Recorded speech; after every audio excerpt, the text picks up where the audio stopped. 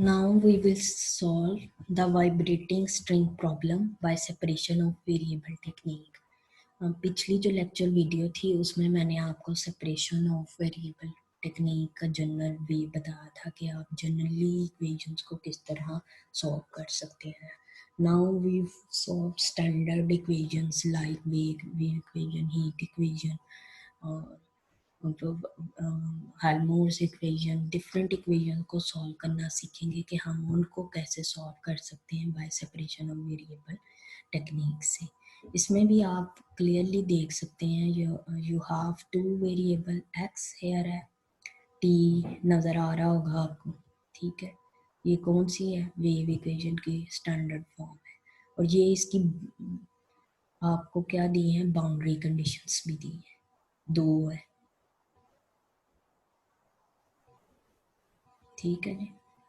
Order क्योंकि second order है ना, ऑर्डर सेकंड ऑर्डर आपकी है ये. ठीक है, लीनियर पीडी सेकंड ऑर्डर, तो इसलिए दो बाउंड्री कंडीशंस होंगी और T in terms of T भी आप दे, और दो ही इसकी टाइम कंडीशन होगी 0 to L. ये आपका वाइब्रेटिंग स्ट्रिंग का प्रॉब्लम है. अच्छा जी, इसलिए जो हमने अजम्पशंस करनी है ना इसमें, वो ये आप देख सकते हैं क्योंकि दो वेरिएबल थे इक्वेशन में. ये देखें बिल्कुल वैसे ही उधर एक्स वाई होते थे जनरली, इधर क्या है एक्स टी, ये दो इंडिपेंडेंट है और यू आपका क्या है, डिपेंडेंट है. और बाउंड्री कंडीशंस भी इन्हीं वेरिएबल्स के अलावा. तो ये आपकी बाउंड्री और इनिशियल कर, ये हमने इस तरह से ना अज्यूम कर ली. अब आपने क्या करना है, हमारी स्टैंडर्ड इक्वेशन कैसी है, U T T. U T T का मतलब ये है partial square you by partial T square, यानी आपने जो अज्यूम किया है उसका दो बार पार्शियली डेरिवेटिव लेना है विद रिस्पेक्ट टू टी.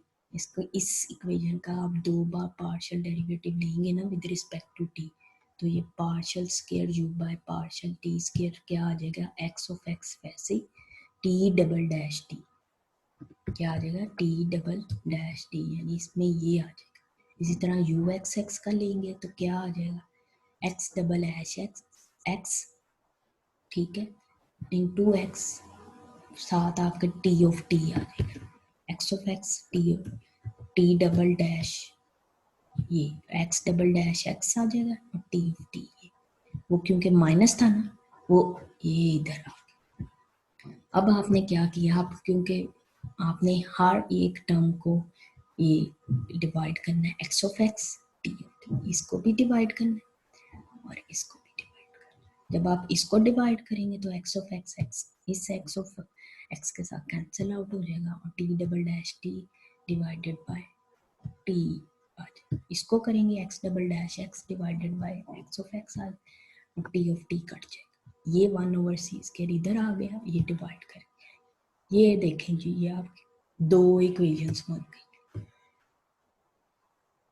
इसको आपने हर टाइम इक्वेट कर देना है एक सेपरेशन ऑफ वेरिएबल कांस्टेंट के. आप लैम्डा करें, अल्फा करें, बीटा, गामा, एक्सा, ईटा, जीटा, ये आपकी मर्जी है, बट जनरली लैम्डा किया जाता है. यहाँ इस किताब में लैम्डा किया गया, इसलिए यहाँ हम लैम्डा इक्वेट जब दो.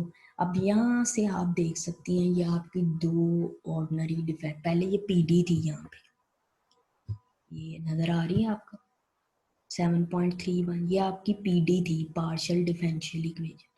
ये जब आपने ये सेपरेशन और method of separation variable technique लगाई ना ये अज्यूम करके, तो ये आपकी क्या बन गई है, दो ऑर्डिनरी, ये आपकी जो है ना ये दो ऑर्डिनरी डिफरेंशियल इक्वेशन.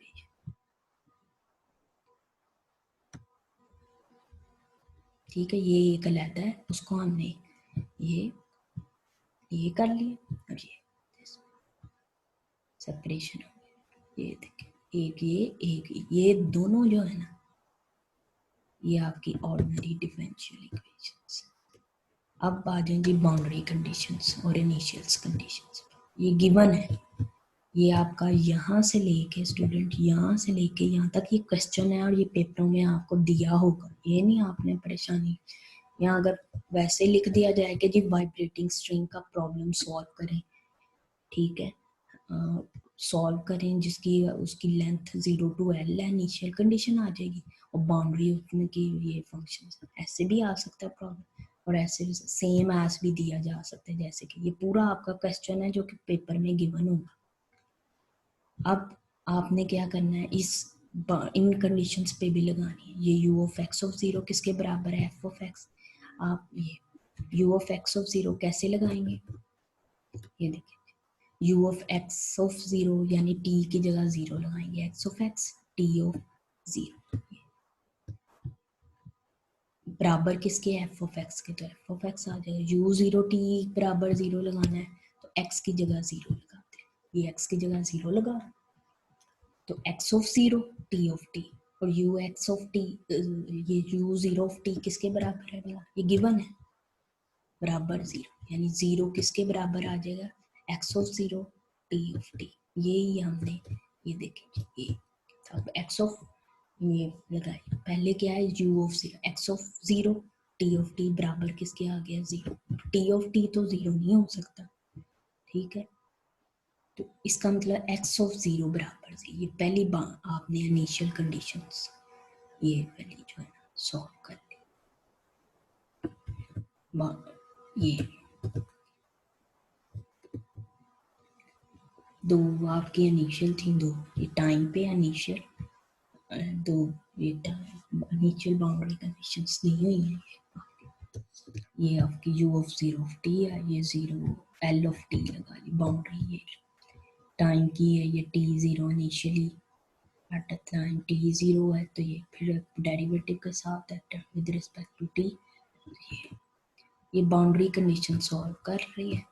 ये तो इसी तरह पहली की बाउंड्री कंडीशन, फिर इसी तरह दूसरी कर ली। ये देखिए इनिशियल कंडीशन आखिर में लगाते हैं जब सोल्यूशन जनरल निकाल लेते हैं ना, फिर ये आपके पास ये जो पहले दो आपकी बनी थी ना ओडीज, एक ये पहले वाली और एक ये दूसरी वाली, पहले वाली जो है ना उसको सॉल्व करने लगे, ये D square minus lambda equal 0, ये आपने प्रॉब्लम सॉल्व किए होंगे। तो उसकी बाउंड्रीज ये है x of 0 0, x of L 0, ठीक है। और ये आपने देखना वैल्यू लैम्डा, हमें नॉन ट्रिवियल सॉल्यूशन, तो हम इसमें 3 स्टूडेंट पॉसिबिलिटी देखेंगे, कौन कौन सी। पहले ये कि केस से हमारा होगा कि अगर लैम्डा ग्रेटर 0 होता है फिर क्या हो सकता है, अगर लैम्डा 0 बराबर 0 होता है फिर क्या होगा, और अगर लैम्डा लेस देन होगा तो उसका जनरल सॉल्यूशन क्या होगा। तो सबसे पहला केस है कि अगर लैम्डा ग्रेटर से, लैम्डा ग्रेटर का 0 का है ये जमा ही होगा, प्लस ऐसे ही होगा ऐसे, तो ये हमने वो याद होगी आपको मैथमेटिकल मेथड का 10 chapter, D square minus lambda D बराबर 0 ऐसे ना, ये हम इसको सॉल्व, इसका जनरल सॉल्यूशन बाय अनडिटरमिन्ड कोफिशिएंट की टेक्निक नहीं थी, ये उसके साथ ही आ जाएगा एक्स ऑफ एक्स। ये सॉल्यूशन आया है इस ओडी का जब लैम्डा क्या है ग्रेटर 0, ठीक हो गई बात। अब क्योंकि ए और बी तो आर्बिट्रेरी कांस्टेंट है, आप कंडीशंस लगा लेंगे, कौन सी कंडीशंस लगानी है मैंने, ये bound x of 0 0, x of L बराबर 0, ये लगाएंगे। जब एक्स ऑफ 0 लगाओगे ई की पावर नॉट, ये आ जाएगी, एल लगाओगे एक्स ऑफ एल तो ये आ जाएगी, तो ये ए और बी कांस्टेंट निकल आएंगे, ये आप वैल्यू सब्स्टिट्यूट कर लेंगे जैसे ओडीज को सॉल्व करना सीखा है आपने, ये बी बराबर माइनस ए कर लें या ए बराबर माइनस बी, इस पे लगाओगे तो ए बी की वैल्यू निकल आएगी, फिर एक ये सॉल्व कर। अब के दूसरे केस पे जब आप कहते हैं कि जी लैम्डा बराबर 0 आ कर लेते हैं, चलें जी कर लें, इधर लैम्डा 0 हो जाएगा तो डी स्क्वायर बराबर किसके हो जाएगा 0, दो कांस्टेंट्स आ जाएंगे, फिर भी अनडिटरमिन्ड कोफिशिएंट वाली टेक्निक लगाओगे तो ये इसका जनरल सॉल्यूशन। अगर लैम्डा बराबर 0, ए प्लस 2 0 रूट्स आ जाएंगे ना, वो फिर उसका सॉल्यूशन जनरल ये निकालना सीखा है आपने, बीएससी में सीख कर आए हैं सब स्टूडेंट्स। तो अब बाउंड्री कंडीशन लगा लें, क्या है एक्स ऑफ 0 0, तो इधर 0 आ जाएगा, x की जगह 0 तो a बराबर 0, तो जब l लगाया है तो a प्लस बी एल बराबर 0, a 0 हो गया, a 0 तो b ये आपकी वैल्यू ए और बी दोनों ही 0 आ जाएंगे, ठीक है। अब तीसरा केस, अगर लैम्डा लेस देन 0 होता है तो जनरल सोल्यूशन इसका इस फॉर्म का आएगा। क्यों? क्योंकि वो लैम्डा लेस देन 0 होगा ना, तो नेगेटिव होगा, तो वो माइनस माइनस क्या बन जाएगा, प्लस। इस वजह से इसका पीरियोडिक फॉर्म का ये सोल्यूशन आ जाएगा। बाउंड्री कंडीशन आपको पहले ही पता है, x ऑफ 0 0 है और x ऑफ l। अब वी ऑब्टेन 0, जब x ऑफ 0 0 करेंगे आप, ये a बराबर, क्योंकि साइन 0 तो 0 होगा, तो a बराबर 0, x ऑफ l करेंगे तो ये आ जाएगा, ये साइन इनवर्स 0, ये n पाई आ जाएगा, n पाई ओवर l, ये इसकी रूट्स आ जाएंगे। ये जैसे आइगन वैल्यू प्रॉब्लम को नहीं सॉल्व करते, ये आ जाएंगे, ये n पाई ओवर l, तो लैम्डा n का स्क्वायर, तो ये इसकी रूट्स आ जाएंगी कॉरेस्पॉन्डिंग टू आइगन फंक्शन है, और ये इसकी रूट्स ऑफ द इक्वेशन, ये जो लैम्डा n है ना, ये इसकी रूट्स ऑफ द, ये दिस वन इक्वेशन या दिस वन इक्वेशन है, ठीक है। अब अगर b 0 है तो सोल्यूशन ट्रिवियल है, और non trivial b is not equal 0, ठीक है। तो अब b इज नॉट इक्वल 0 कर लेते हैं ये, तो इक्वेशन सेटिस्फाई, ये रूट्स निकाल लिए, infinite set of discrete values निकाली हैं as a non trivial solution है, और ये lambda n is set to be eigen value of the eigen functions हैं, ये कॉरेस्पॉन्डिंग ये सॉल्व कर लेंगे तो ये आपका जनरल सोल्यूशन आ जाएगा, ठीक हो गया। कौन सा केस है, जब लैम्डा n लेस देन 0, और लैम्डा n को बराबर आप कर ले एल लैम्डा के, तो ये फॉर्म ऑफ दिस वन आ जाएगा। अगर लैम्डा n है तो जनरल सोल्यूशन, ठीक है, आप इस तरह से भी लिख सकते हैं। कौन सा जनरल सोल्यूशन,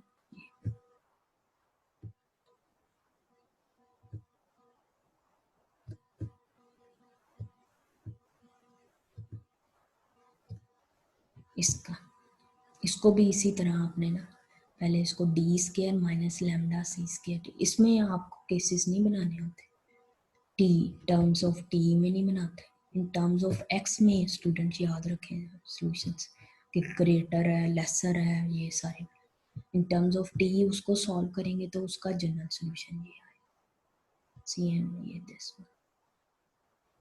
कॉस वाला और साइन वाला, ठीक है जी। वो जो लैम्डा एन था ना, उसकी जगह वो आइगन वैल्यू ये लगा दी, वो लगाएं ना लगाएं कोई गलती नहीं है, ये आर्बिट्रेरी कांस्टेंट है। अब x of n of x, और ये आपका एक आ जाएगा टी एन टी, तो एक्स एन एक्स ये है एक्चुअल में,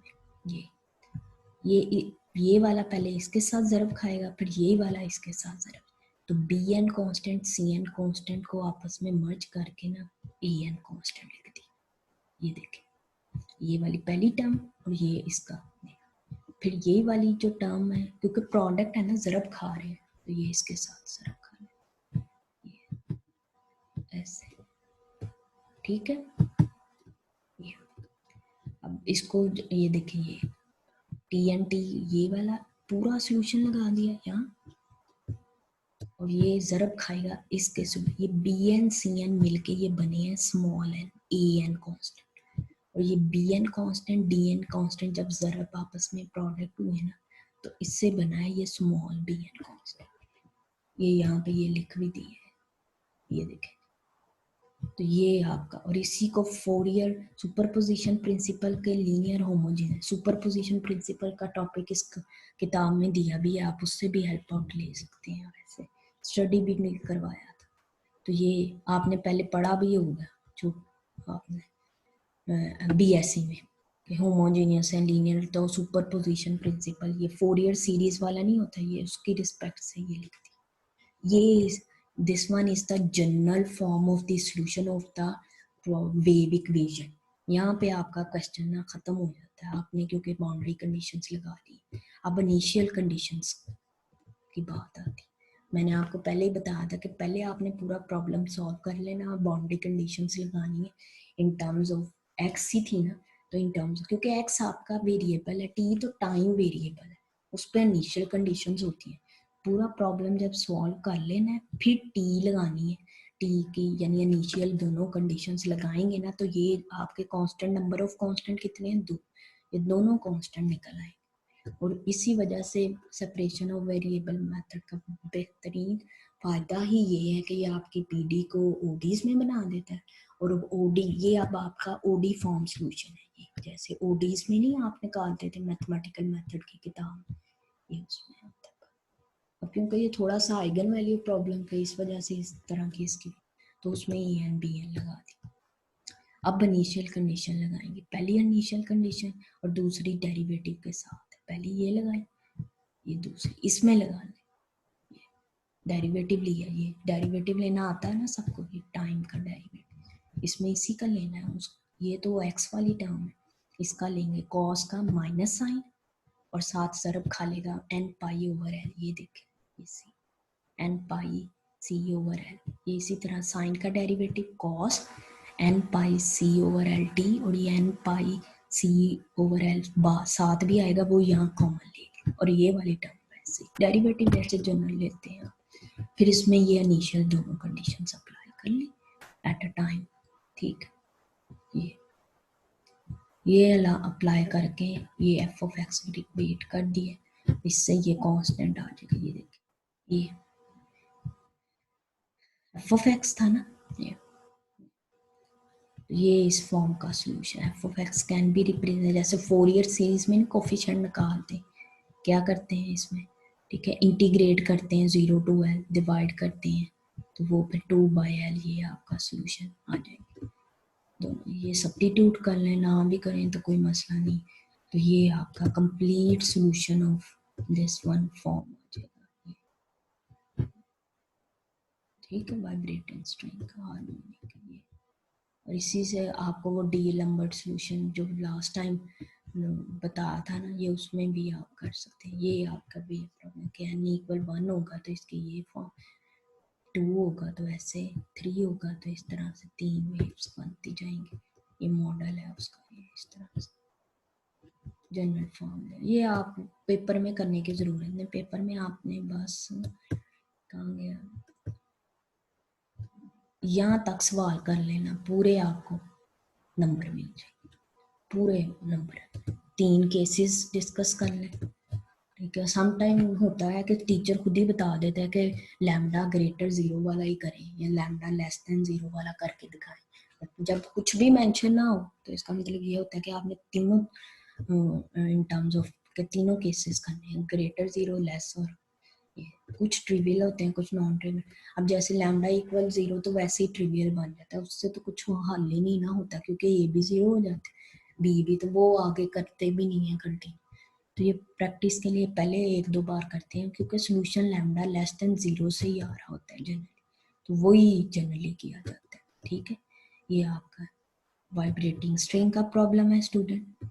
अब कोई क्वेश्चन हो तो आप मुझसे पूछ सकते हैं, कोई कोशिश तो की है कि आपको समझ आए, ना हो तो मुझसे, ये जस्ट जनरल फॉर्म है फॉर नॉलेज के लिए, ठीक है, कोई इसमें परेशान होने वाली इसमें बात नहीं, ठीक है। ये एग्जिस्टेंस है और यूनिकनेस सॉल्यूशन की बताई है वाइब्रेटिंग स्ट्रिंग की, कि हाउ कैसे आप कह सकते हैं कि आपका सॉल्यूशन यूनिक आ गया, ये जब आप अप्लाई करेंगे तो ये जस्टिफाई करता है, इससे मुझे हमें पता चलता है कि आपका सॉल्यूशन यूनिक है, ये डी एल नंबर सॉल्यूशन बन जाता है बहुत अच्छा, इससे पता चलता है सॉल्यूशन की एग्जिस्टेंस और यूनिकनेस। ये पेपर में करने की जरूरत नहीं, वैसे नॉलेज के लिए है, ठीक है। अब ये यूनिकनेस थ्योरम में है इसका, ठीक है, और डिफरेंट, ये देखें ये बाउंड्रीज दी हैं और ये टाइम की कंडीशंस मुख्तलिफ, वही प्रॉब्लम है लेकिन सिर्फ इसकी क्या इनिशियल कंडीशन मुख्तलिफ आ गई है, ये देखें नज़र आ रही। अब आप ये खुद करना, डू योर सेल्फ है ये आपका टास्क, सॉल्व है, ये ऐसा नहीं रॉकेट साइंस नहीं है इसमें, ये आप खुद कर सकते हैं। ये हीट इक्वेशन का प्रॉब्लम है, ये भी सेम देखें तरीके से आपने करना, टी है एक्स ऑफ एक्स है, उसी तरह हम ज्यूम कर लिया, सब्स्टिट्यूट करेंगे आप इसको, ये सॉल्व करेंगे, केसेस देखेंगे, terms of x lesser than greater, आप देखें अब इसमें पूरा नहीं उसने किया, मुझे पता चल गया है कि लैम्डा ग्रेटर 0 पे कैसा आता है सोल्यूशन, वो एक्सपोनेंशियल में आ जाता है, उसको आप इतना फर्दर सॉल्व करना कम्प्लीट। तो हम पीरियोडिक वाला लेते हैं, वेव्स जिसमें बनती है लेसर देन 0, ये सोल्यूशन है टर्म्स ऑफ एक्स। और फिर बाउंड्री कंडीशंस लगाएंगे ये जैसे ये, फिर उसी तरह रूट्स निकल आए, आइगन वैल्यू ये देखे निकल आई है इन टर्म्स ऑफ, फिर उसी तरह टी वाले को सॉल्व करेंगे। ये आपने बीएससी के कोर्स में ये पढ़ा है कि इस तरह की वो आपकी ओ डी डी यहाँ पे डैश है वाला D1, ठीक है। और ये कैसे इसको सॉल्व करना है, ये वही सिंपल तरीका है जो आपने पीछे पढ़ा है बीएससी में। फिर उसका ये देखें नॉन ट्रिवियल सेटिस्फाई बाउंड्री, ये सोल्यूशन आ गया। फिर उस पर इनिशियल कंडीशन ये अप्लाई करती तो जो के बाद, तो ये आपके पास ये देखें छोटा सा आसान सा सोल्यूशन आ गया। कोई इसमें इसी एग्जाम्पल को मुख्तलिफ बाउंड्रीज से सॉल्व करके ये देखिए आप चेंज कर दी है, वही प्रॉब्लम है, बदल नहीं गया है, सिर्फ कंडीशन तो नया सवाल बन गया। इसको ये देखें, ये आपके मेथड ऑफ सेपरेशन टेक्निक।